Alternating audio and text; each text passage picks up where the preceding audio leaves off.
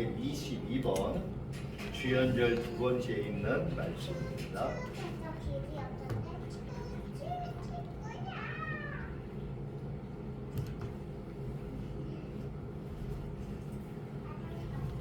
한 절씩 교독합니다. 내가 전심으로 주께 감사하며 신들 앞에서 주께 찬송합니다. 내가 주의 성전을 향하여 예배하며 주의 인자하심과 성실하심으로 말미암아 주의 이름에 감사하오리니 이는 주께서 주의 말씀을 주의 이름보다 높게 하셨습니다. 여호와여, 세상의 모든 왕들이 주께 감사할 것은 그들이 주의 입의 말씀을 들으니오며 그들이 여호와의 도를 노래할 것은 여호와의 영광이 크심이니이다. 여호와께서는 높이 계셔도 낮은 자를 크고 살피시며 멀리서도 교만한 자를 아시니이다. 여호와께서 나를 위하여 보상을 주시리이다. 여호와여, 주의 인자하심이 영원하오니 주의 손으로 지으신 것을 버리지 마옵소서. 아멘. 사도신경으로 우리의 신앙을 고백합니다. 전능하사 천지를 만드신 하나님 아버지를 내가 믿사오며 그 외아들 우리 주 예수 그리스도를 믿사오니 이는 성령으로 잉태하사 동정녀 마리아에게 나시고 본디오 빌라도에게 고난을 받으사 십자가에 못 박혀 죽으시고 장사한 지 사흘 만에 죽은 자 가운데서 다시 살아나시며 하늘에 오르사 전능하신 하나님 우편에 앉아 계시다가 저리로서 산 자와 죽은 자를 심판하러 오시리라. 성령을 믿사오며 거룩한 공예와 성도가 서로 교통하는 것과 죄를 사하여 주시는 것과 몸이 다시 사는 것과 영원히 사는 것을 믿사옵나이다. 아멘. 찬송가 540자입니다.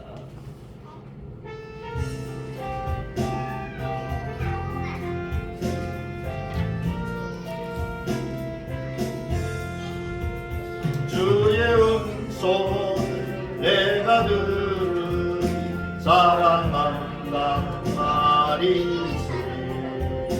믿는 마음으로 주께 가오 나를 영접하소서. 내가 매일 십자가 앞에 더 가까이 가오니 그새 주의 은혜 고백 비로소 나를 정죄하소서. 주여 넓으신 은혜 베푸사 나를 받아주시고 주의 품은 뜻 주의 뜻같이 예배하여 내가 매일 십자가 더 가까이 가오니 그새 주의 은혜 고백 비로소 나를 정죄하소서. 주의 보좌로 나아갈 때 어찌하니 기쁠까. 그의 얼굴을 항상 배우니 더욱 친근합니다. 내가 매일 십자가 더 가까이 가오니 그새 주의 은혜 고백 비로소 나를 정죄하소서. 우리 구주의 넓은 사랑 증명할 자 없으며 그가 주신 참된 기쁨도 헤아릴 수 없도다. 내가 매일 십자가 앞에 더 가까이 가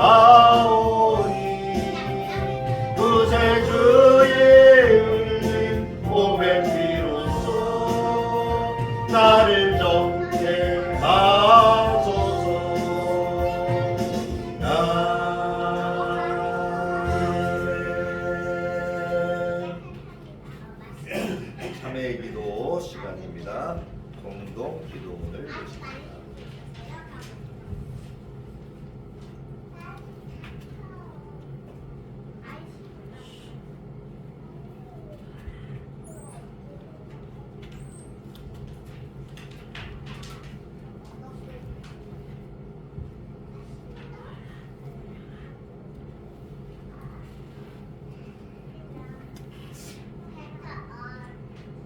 오늘 기도 제목은 신앙인의 본분을 지키는 삶이라고 하는 주제를 가지고 기도하기를 원합니다.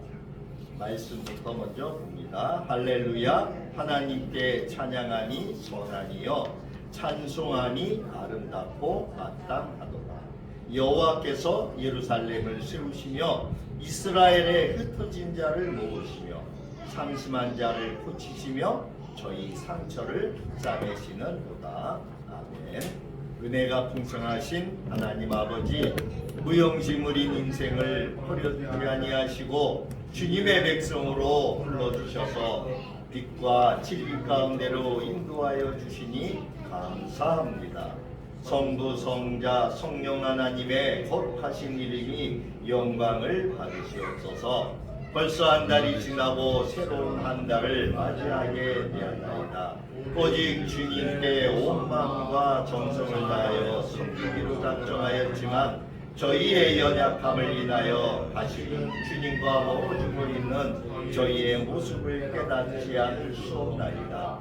저희 약함을 주님께 내려놓사오니 용서하여 주시고 다시금 믿음을 굳게 세워 주시옵소서. 오늘도 주님 앞에 메고 나온 온갖 근심과 절망의 멍에를 풀어주셔서 가볍게 하시고 힘에 겨워 감당치 못해 스스로 포기하는 어려운 문제들도 주님의 손길을 통하여 풀리는 역사가 있게 하옵소서. 주님, 특히 이번 주간에는 저희들의 믿음이 시험받게 될 일이 있습니다. 국가적으로 지키는 설 명절을 맞이하여 저희의 믿음이 중심을 잃을까 염려되오니 이 시간 각 사람의 믿음을 강화시켜 주셔서 세상 풍속에 넘어짐이 없게 하여 주옵소서. 신앙인의 자리와 본분을 지키지 못하여 불신자들에게 비웃음을 당하는 일이 없게 하시고 저희의 부끄러운 행동으로 인하여 주님이 능욕을 당하고 교회가 욕을 먹는 일이 발생하지 않도록 인도하여 주옵소서.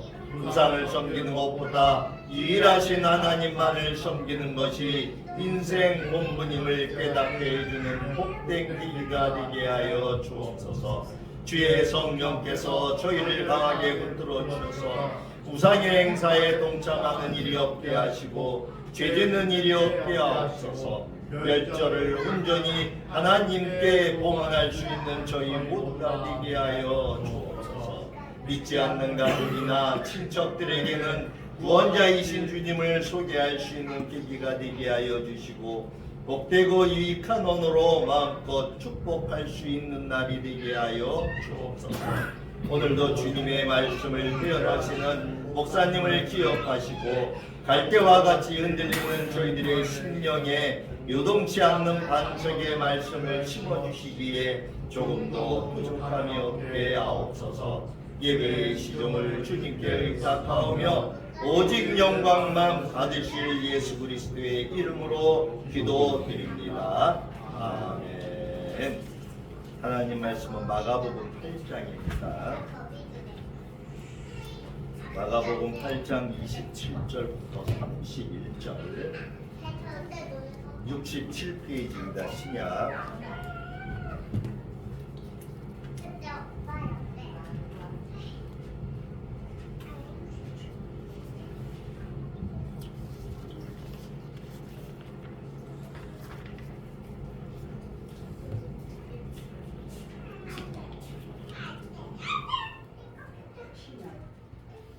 신약 67페이지 마가복음 8장 27절부터 31절입니다.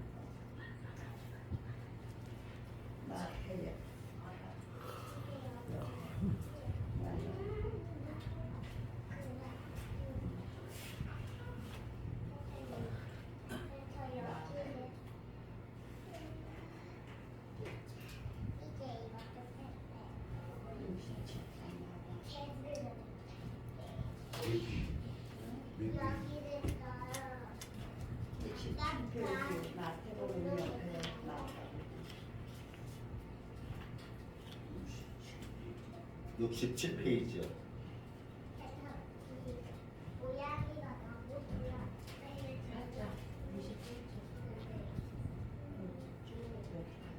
자, 27절부터 31절까지 같이 한 목소리로 합독합니다. 27절입니다. 예수와 제자들이 빌립보 가이사랴 여러 마을로 나가실 때 길에서 제자들에게 물어 이르시되 사람들이 나를 누구라고 하느냐? 제자들이 여짜와 이르되 세례 요한이라 하고 더러는 엘리야 더러는 선지자 중에 하나라 하나이다. 또 물으시되 너희는 나를 누구라 하느냐? 베드로가 대답하여 이르되 주는 그리스도이십니다. 네. 이에 자기의 일을 아무에게도 말하지 말라 경고하시고 인자가 많은 고난을 받고 장로들과 대제사장들과 서기관들에게 버림받아 죽임을 당하고 사흘 만에 살아나야 할 것을 비로소 그들에게 가르치시되 아멘. 오늘은 너희는 나를 누구라 하느냐? 이러한 제목으로 말씀을 나눠보려고 합니다. 오늘 이 말씀은 우리가 마태복음 할 적에 마태복음 16장 할 적에 그때 한번 보았던 말씀이죠. 이 말씀은 오늘 우리가 읽었던 마가복음 8장에도 나오고 누가복음 9장에도 나와요. 그래서 4복음서 가운데 이렇게 세 복음서에 기록이 되어 있어요. 어느 집사님이 키르키스스탄으로 선교 답사를 갔을 때의 이야기입니다. 아침 일찍부터 몇 시간을 차로 달렸기 때문에 정말 배가 고팠어요. 교회에 도착을 하니 이 먹음직한 아주 정갈한 한국 음식들이 준비되어 있었어요. 이 집사님은 탄성이 절로 흘러나왔습니다. 정신없이 먹고 나서야 도대체 이게 누구의 솜씨일까 하고 궁금해졌어요. 그런데 한 현지 여인이 사람들에게 차린 건 별로 없지만 맛있게 드세요 라고 한국말로 말을 한 거예요. 그녀는 로자 아줌마라고 했어요. 이 로자 아줌마는 원래 농사를 지었었고 농사 지은 것들을 시장에 내다 파는 이러한 일을 했습니다. 그러다가 어느 날 시장에서 선교사님을 만나게 되었고 예수님에 대해서 듣고 그리고 예수님을 영접했다고 합니다. 이 무슬림 즉 이슬람이 80%인 땅에서 기독교인이 된 거예요. 예수를 믿고 보니 이 농사를 지으면서는 예배드릴 시간이 없어서 이 로자 아줌마는 밭을 넘기고 장사만 한다고 했습니다. 시장에 채소를 팔며 열심히 예수를 믿고 있는데 이상하게도 이 로자 아줌마 자리에만 장사가 잘 되는 거예요. 그 자리도 좋지 않은데 이렇게 로자 아줌마 그 자리는 장사가 잘 되는 거예요. 상인들은 이 로자 아줌마가 이렇게 장사가 잘 되는 그 파는 비결이 무엇인지 궁금해했어요. 이 로자 아줌마는 장사를 하다가도 시간이 되면 어김없이 일어서서 교회로 갔어요. 그래서 지금도 이 로자 아줌마는 돈 버는 것보다 예수님께 예배드리는 것이 좋다고 말을 하면서 매일매일 행복하게 살고 있다라고 하고 있어요. 이 로자 아줌마가 선교사님과 성도들의 기쁨으로 섬기고 예배드리며 열렬히 사모하는 그 예수님. 도대체 그 예수님은 누구이기에 이 로자 아줌마가 이렇게 변화되었을까요? 오늘 우리가 읽었던 이 마가복음에 보니까 뭐라 그래요? 29절에 또 물으시되 너희는 나를 누구라 하느냐? 이렇게 예수님이 그 제자들에게 물어보죠. 네, 제자들 가운데 놀랍게도 베드로가 주는 그리스도이십니다. 마태복음에는 주는 그리스도시요 살아계신 하나님이라고 하는 그 고백을 베드로가 해요. 사랑하는 여러분, 우리가 예수를 믿으면서 우리의 입술로 고백하는 것이 얼마나 귀하고 소중한지 몰라요. 교회는 열심히 다니는데 입으로 고백을 못하는 이러한 사람들이 있어요.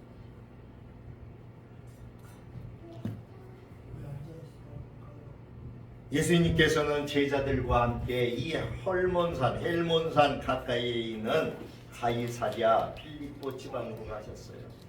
그리고 예수님은 거기서 제자들에게 사람들이 나를 누구라고 하느냐, 이러한 매우 중요하고도 본질적인 이러한 질문을 하시는 거예요. 오늘날 교회를 다니는 많은 성도들이 예수님을 머리로 그냥 지식적으로 피상적으로 알고 있는 사람들이 많아요. 예수님에 대해서 깊이 있게 인격적으로 알지 못해요.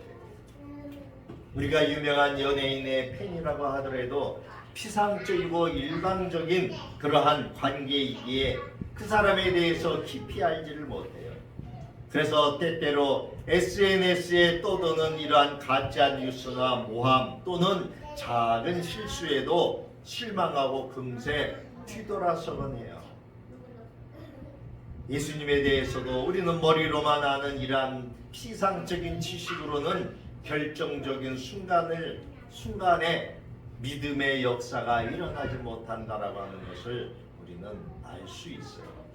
우리는 자유민주주의 사회에서 살고 있지만 자유를 잘못 알고 잘못 이해하다 보면 동성애처럼 방종과 방임으로 이어지듯이 예수님이 누구인지 잘 모르면 방종과 방임으로 이단에 빠질 수가 있어요.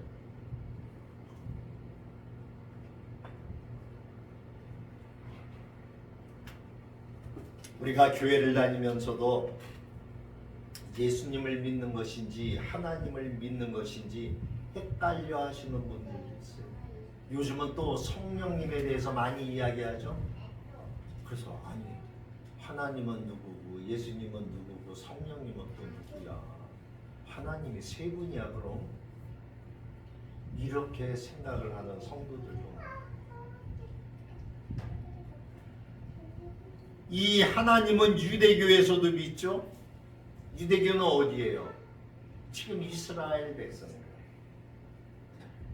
또 이름은 다르지만 이슬람교에서도 하나님 알라를 믿어요. 차이는 뭐가 있을까요? 유대교에서는 예수님을 믿지만 이 이슬람교에서는 예수님을 믿지 않아요. 유대교에서는 여러 번 말씀드렸지만 예수님을 그냥 선지자 중에 하나라고 이야기한다고 그랬죠.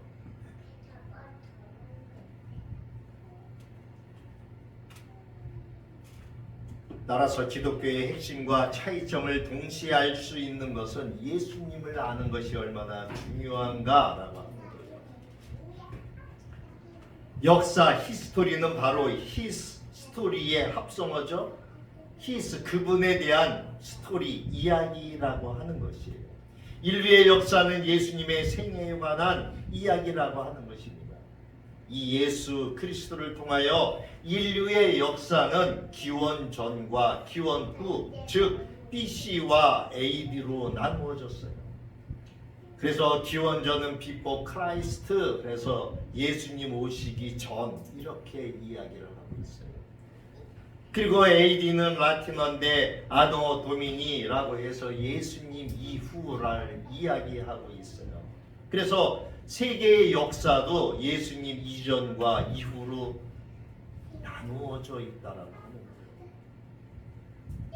그리고 그의 삶과 가르침은 지금까지 수많은 사람들에게 영향을 끼쳐왔고 예수 탄생 이후 2000여 년이 흘렀지만 여전히 예수는 인류의 역사상 가장 놀라운 인물로 우뚝 서 있는 것이에요. 성경은 이 예수 그리스도가 인류를 구원하러 온 메시아라고 이야기하고 있어요. 예수라고 하는 말은 구원자라고 하는 말이고, 이 그리스도라고 하는 말의 의미는 기름 부음을 받았다라는 뜻으로 메시아라고 하는 이 말을 헬라어로 옮겨 놓은 것이에요. 마가복음 14장 61절에서 62절에 보니까 대제사장이 다시 물어 이르되 내가 찬송받을 이의 아들 그리스도냐? 예수께서 이르시되 내가 그니라. 인자가 권능자의 우편에 앉은 것과 하늘 구름을 타고 오는 것을 너희가 보리라 하시니. 사랑하는 성도 여러분, 베드로는 고백을 했어요. 사람들이 나를 누구라고 하느냐라고 질문을 예수님이 하셨을 적에 예수님은 주는 기름 부음을 받은 그리스도뿐만이 아니라 살아계신 하나님의 아들이시라고 하는 고백을 했어요. 여러분, 우리는 이 고백이 우리의 삶 속에서 날마다 우리의 고백이 되고 있습니까? 예수님은 그리스도시요 살아계신 하나님의 아들이시라고 합니다. 예수님이 여기에서 그렇게 물으신 이유가 있어요. 그것은 뭐냐 하면은 이 가이사라 빌립보 지역은 그리스의 신전이 가득한 영적으로 캄캄한 암과 같은 곳이에요. 여기서 주님은 베드로에게 예수님 자신이 누군지에 대한 질문을 하신 거예요. 그리고 그 베드로의 대답이 완벽했기 때문에 예수님께서는 이 신앙 고백이 오직 계시를 통해서만 가능한 일이라고 말씀하고 있는 거예요. 그래서 마태복음 16장 17절에 이를 내게 알게 한 이는 혈육이 아니고 하늘에 계신 내 아버지시라고 예수님이 제자들에게 말씀하고 있어요. 우리 피조물인 인간의 능력과 한계로는 하나님을 다 알 수 없어요. 그래서 하나님께서 인간이 하나님을 믿을 수 있도록 예수님을 보내주셨고, 그 예수님이 누구인지 알게 하기 위해서 계시를 통해 깨달을 수 있게 하셨어요. 우리는 이것을 특별 계시라고 이야기합니다. 하나님이 인간에게 자신을 드러내 보여주시는 이 계시의 방법에는 두 가지가 있는데 일반 계시와 특별 계시입니다. 일반 계시는 위대한 어떤 자연 만물이나 생명의 신비, 보이지 않는 기적의 순간 등 우리 인간의 마음에 있는 신에 대한 어떤 의식을 통하여 드러나게 하시는 거예요. 그러나 특별 계시는 하나님의 말씀인 이 성경을 통해서만 하나님 자신을 드러내시는 것입니다. 일반 계시는 우리에게 하나님의 선하심과 위대하심과 또 공의와 지성과 지혜와 능력에 대한 지식을 전달해 주지만 우리에게 구원의 길을 제시해 주지는 못하고 있어요. 그러나 특별 계시인 이 성경, 하나님께서는 성경을 통하여 보다 분명하게 자신을 드러내시고 구체적인 방법을 제시해 주셨어요. 그 계시의 절정이 바로 하나님의 아들인 예수 그리스도께서 우리 사람처럼 인간의 몸을 입고 이 땅에 오신 거예요. 즉 성육신 하신 거예요. 하나님을 만나기 위해서는 육신의 몸으로 이 땅에 오신 예수님을 믿는 믿음으로만 가능한 것이에요. 그 예수님을 통해서만 우리는 하나님께 나아갈 수 있는 유일한 길이라고 성경은 말씀하고 있어요. 그래서 요한복음 14장 6절에 우리가 잘 아는 말씀이죠. 내가 곧 길이요 진리요 생명이니 나로 말미암지 않고는 아버지께로 올 자가 없느니라. 이 일반 계시는 모든 사람에게 해당이 됩니다. 그러나 특별 계시는 오직 하나님의 특별한 은혜를 입은 사람들에게만 해당이 돼요. 여러분, 많은 사람들이 교회에 나오고 교회 뜰을 밟고 다녀요. 그러나 평생을 교회 뜰을 밟고만 다니고 예수를 만나지 못하고 그렇게 자기의 생을 마감하는 사람들도 있어요. 하나님은 자기의 자기에게 한 걸음 다가오는 자에게는 두 걸음 다가가셔야, 자기에게 두 걸음 나오는 자에게는 하나님은 뛰어오신다라고 말씀하고 있어요. 하나님은 자기를 찾는 자를 만나 주시겠다라고 말씀하고 있어요.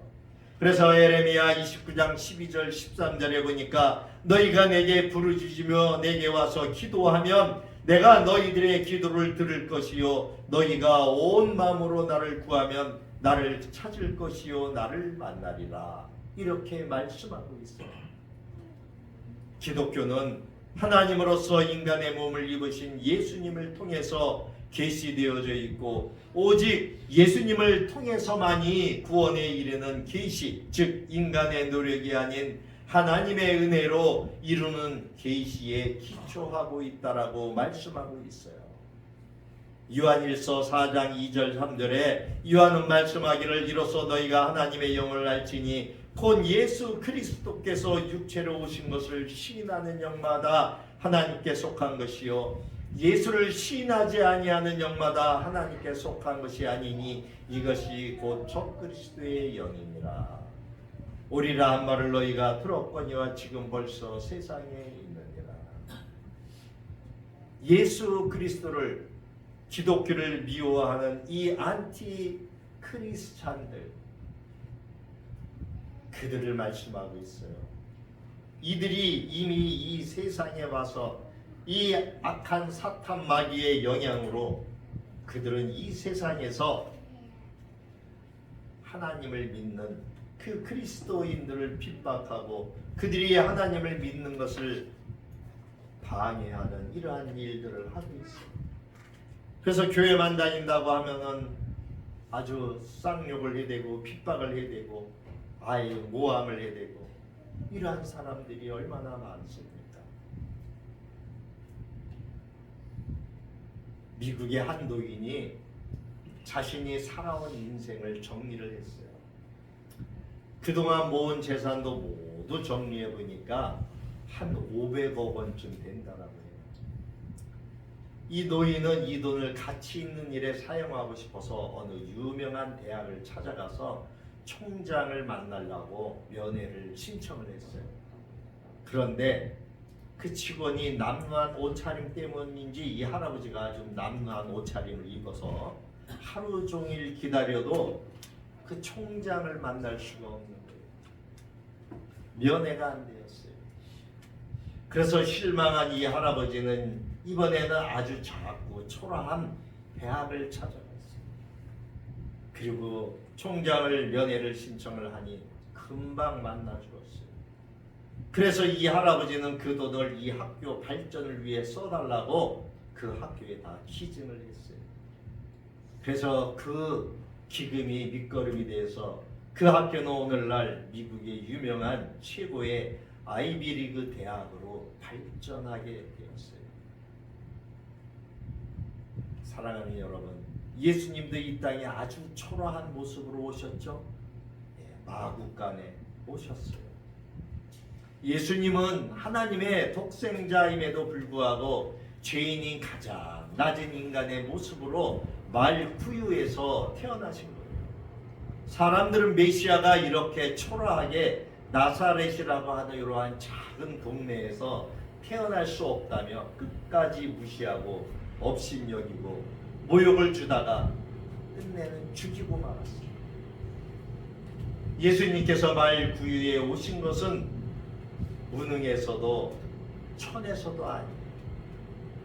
이것은 하나님의 사랑과 하나님의 온유하심이고 예수 그리스도의 겸손하심이에요.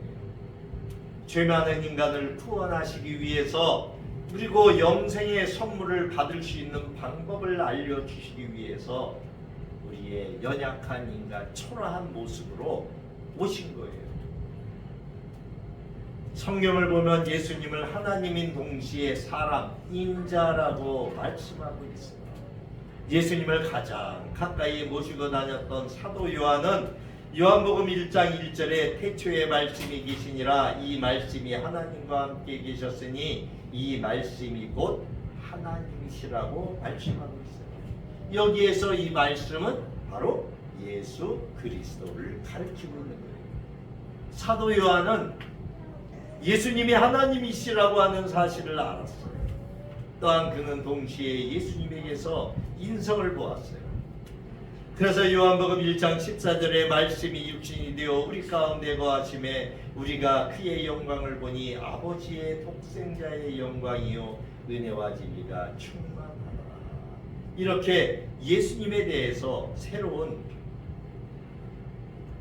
말씀도 우리에게 전해주고 있어요. 이 계시의 핵심은 참 하나님과 참 사람이죠. 이 계시의 골자는 예수님께서 인성과 신성을 모두 가지고 계신 분이시라고 하는 거예요. 그리고 이 둘은 결코 다른 것이 아니고 동일한 본질이라고 하는 거예요. 초대교회 성도들은 이러한 교리에 대해서 여러 가지 학설과 논쟁이 있었어요. 그리고 많은 대가들을 치루었어요. 그리고 AD 451년에 칼게톤 공의에서 이렇게 선포되어졌어요. 예수 그리스도의 한 인격이 두 본성으로 되어 있으며 두 본성은 변하지도 않고 혼합되지도 않으며 분리되지도 않고 나뉘지도 않으며 그 두 본성은 서로 병행하여 존재하며 한 인격성에서 하나를 이루고 있다. 이 말씀이 육신이 되었다라고 하는 것은 신성과 인성이 연합되어서 참으로 완전히 나눌 수 없게 섞인 것이 아닌 상태로 연합된 것이라는 정의를 내렸다라고 하는 것입니다. 예수님은 하나님인 동시에 인간으로서 이 세상에 오신 것입니다. 사도 요한은 이 신비한 관계를 굳이 설명하려고 들지 않았어요. 단지 선포하고 있는 거예요. 삼위일체 교리가 가장 중요한 교리이기도 하지만 설명하기가 어려운 것처럼 예수님이 참 하나님이 되시고 참 사람도 되신다는 이 진리는 제일 중요한 교리이면서도 설명하기가 어려워요. 오늘날에도 이 삼위일체에 대한 교리는 굉장히 어렵게 뭐라고 한마디로 표현할 수 없는 이러한 교리인 것입니다. 이 웹스터 사전을 쓴 유명한 다니엘 웹스터는 어떤 분이 묻기를 웹스터 씨, 예수님이 하나님이 되시고 사람도 되신다는 것을 이해할 수 있습니까? 이렇게 묻자 그는 이렇게 대답을 했어요. 아니요, 저는 그것을 이해할 수 없습니다. 제가 그것을 이해했다면 그는 저보다 위대한 인물이 될 수 없습니다. 저는 초인적인 구세주가 필요합니다. 예수님이 참 하나님이 되시고 참 사람이 되신 데는 이 시인인 하빌은 신비 중에 최고의 신비요, 이 피조물인 인간의 두뇌로서는 다 이해할 수가 없어요. 예수님의 부활을 믿지 못했던 도마는 부활하신 예수님을 만나고 나의 주시요 나의 하나님이시요 하나님이시니이다 이렇게 고백을 했어요. 여러분, 우리가 예수님 하나님을 안다라고 하는 것은 마치 개미가 사람을 이해할 수 없는 것과 마찬가지인 놀랍고 신비스러운 일이라고 하는 것을 우리는 생각해야 합니다. 복음에 비친 사람이라고 하는 책을 쓴 이민교 목사님에 대한 이야기예요. 그는 원래 원불교 가정에서 태어났습니다. 그래서 고아와 장애인에게 온 마음을 쏟던 그가 일찌감치 원불교 교역자인 교무가 될 준비를 하고 있었다고 합니다. 이 원불교의 지도자가 되려면 되려고 하던 어느 날 눈이 쏟아지는 날에 고무신을 신고 지리산 천안봉을 몇 차례 오르는 고행의 길을 걷기도 했답니다. 이 원불교의 전도사를 자처한 이 이민교 목사님은 고3 때 소록도를 방문했어요. 이 소록도는 누가 있는 곳이에요? 은둔병자들, 한센병이 있는 섬이에요. 이 한센병 환자들에게 부처님을 믿게 하고 싶어서 할 수 있는 모든 일을 다 기울였다라고 해요.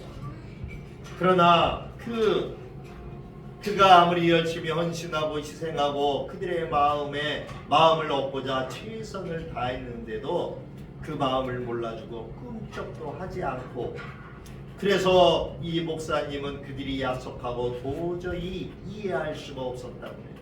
그래서 어느 날 이렇게 물어보았다. 좋아요. 예수님을 믿으면 행복하다는 말도 좋아요. 그런데 솔직히 한센병 환자가 예수 믿어서 행복하다고 하는 말은 도무지 자기로서는 이해가 안 됩니다. 어떻게 행복한 거예요? 그 한센병 환자들에게 물어봅니다. 그랬더니 그 문둥병 할아버지와 할머니들은 빙그레 웃으면서 이렇게 대답을 했답니다. 그건 우리가 영원히 살기 때문이지. 우리가 문둥이가 되었기 때문에 예수님을 믿을 수 있었어. 문둥이가 아니었다면 멋모르고 살다가 지옥에 갈 수 있었을 텐데, 하나님이 우리를 문둥이로 만들어 주셔서 이제는 예수님 믿고 영생을 얻었으니 살아도 천국에서 살고 죽어도 천국에 갈 수 있게 된 거지. 예수님 때문에 우리는 지금 너무 행복해. 그러니까 학생도 이제 예수님 믿어. 예수님 믿어야 행복해지지. 전생에 당신들이 치은 그 업보 때문에 이렇게 이생에 문둥병이라고 하는 그 과업을 받았다라고 하는 부처님의 법문을 설법하기로는 그 마음이 허락하지를 않았죠.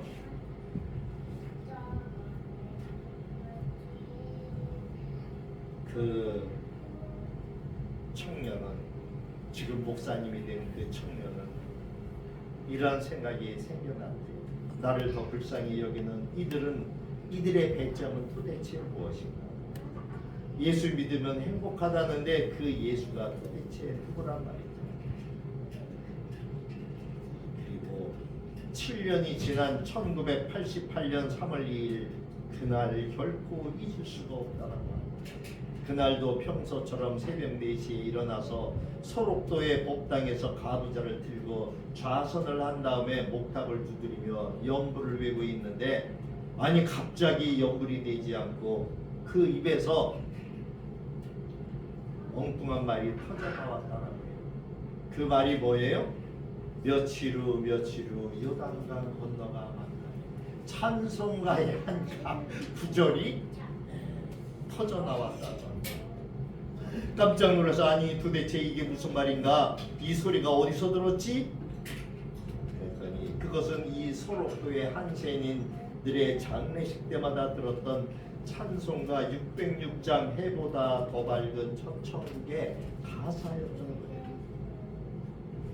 한참을 울며 뒹굴다가 성령에 휘 감긴 이 목사님은 그 즉시 회심하고 이제 원불교의 전도사에서 기독교의 전도사로 대변신하게 되었어요.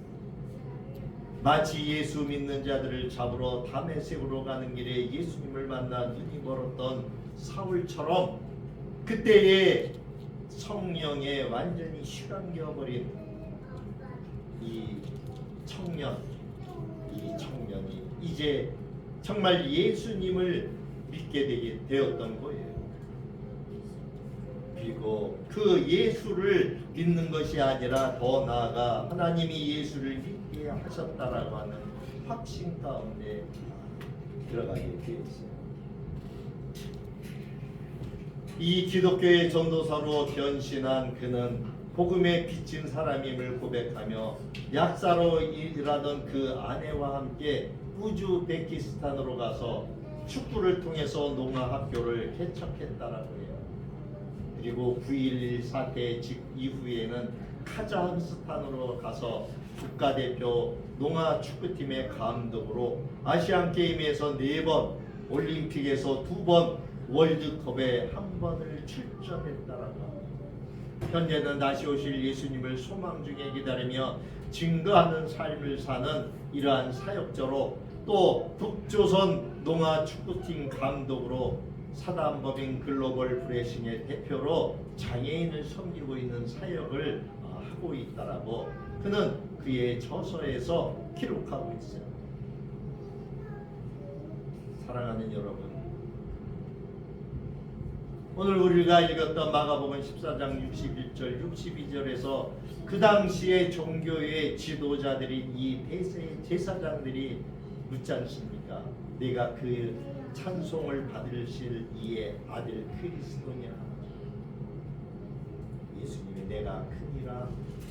그리고 내가 권능자의 우편에 앉은 것과 하늘 구름을 타고 오는 것을 너희가 볼 것이다.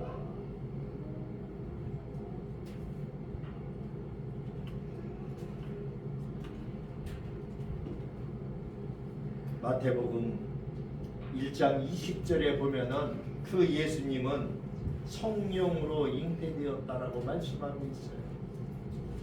만일 예수님이 어떤 결혼 관계를 통해서 태어나셨더라면 아담의 후손 죄인으로 태어난 분이라면은 하나님도 될 수가 없고 구세주도 될 수가 없습니다. 그러므로 누가복음 1장 35절에 천사가 대답하여 가로되 성령이 내게 임하시고 지극히 높으신 이의 능력이 너를 덮으시리니 이러므로 나실 바 거룩한 자는 하나님의 아들이라 일컬으리라. 예수님에 대해서 그렇게 기록하고 있습니다. 또 마태복음 14장 25절에도 보면 밤 사경에 예수께서 바다 위로 걸어 제자들에게 나왔다라고 기록하고 있어요. 사람으로서는 할 수 없는 일이죠. 바다 위를 걸을 수 없죠.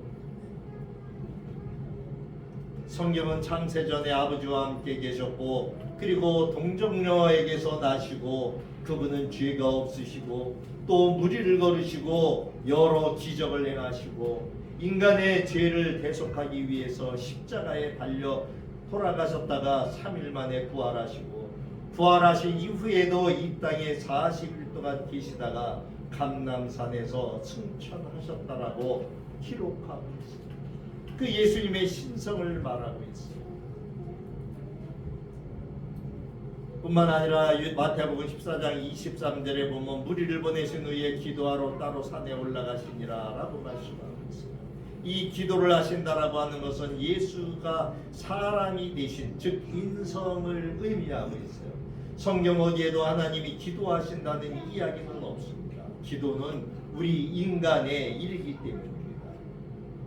사랑하는 성도 여러분, 우리 모두 내 머리와 지식으로는 도저히 이해가 안 된다 할지라도 예수님의 신성과 인성을 믿음으로 받아들여서 길이요 진리요 생명이 되신 예수님을 전적으로 의지하며 사는 2024년도가 되기를 예수님의 이름으로 축원합니다. 기도합니다. 고마우신 하나님 감사합니다. 허물과 죄로 죽었던 저희들 독생자 예수 그리스도를 통하여 구원하여 주시고 죄를 용서하여 주시고 막힌 남을 허물어 주시고 사랑으로 모든 원수 되었던 것을 소멸해 주심에 감사를 드립니다.